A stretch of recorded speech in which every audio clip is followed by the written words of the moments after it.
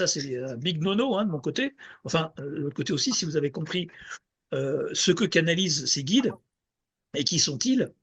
Par exemple, il affirme avoir reçu des informations d'une entité spirituelle appelée Rakorsky, qui identifie également, là je parle de Icke, hein, David Icke, également au nom de Saint-Germain, Rakorsky n'est autre que le fameux maître Rakoski d'Alice Bailey. Alice Bailey, on sait qui c'est, dont les informations canalisées ont non seulement façonné une grande partie du New Age, du Nouvel Âge, mais aussi guidé de nombreux programmes des Nations Unies.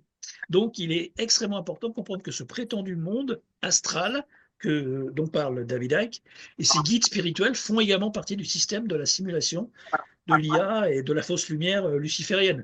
On voit bien que Icke, lui, se concentre sur le bas d'astral qui serait mauvais. Il n'y a pas de bas, moyen et haut astral. Tout ça, c'est une illusion. Cette quatrième dimension, cette 4D n'est que pour moi la membrane, effectivement, où il y a des âmes perdues, des démons, des fantômes. Le moyen astral comme le haut astral, c'est de l'illusion. C'est ce que nous vendent tous les nouillageux. J'ai canalisé ceci, canalisé cela. Oui, j'avais noté aussi ça qu'il occultait le haut astral. Selon lui, il n'évoque pas ces zones-là puisqu'il est en contact avec ces zones. Donc effectivement, il prêche pour sa paroisse. C'est toute la différence qu'il y a avec Bridgeland qui lui, bon, il tient vraiment dans le tas et puis il assimile tout. Euh, et d'ailleurs, Bridgeland a dit que Icke le copiait et qu'il était là pour détourner ce que lui disait. Bon.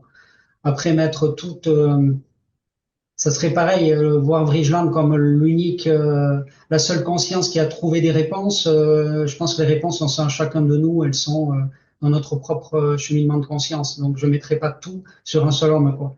Et ça serait dangereux. Mais il y a des éléments intéressants en fait, qui sont intéressants à analyser, à ressentir aussi en termes de vibration. Oui, oui, du côté de Martin, Vrigeland, il y a aussi il y a aussi des points noirs hein, sur bon, sa propre personnalité, mais effectivement, de critiquer de façon productive les inspirations de Icke, c'est intéressant.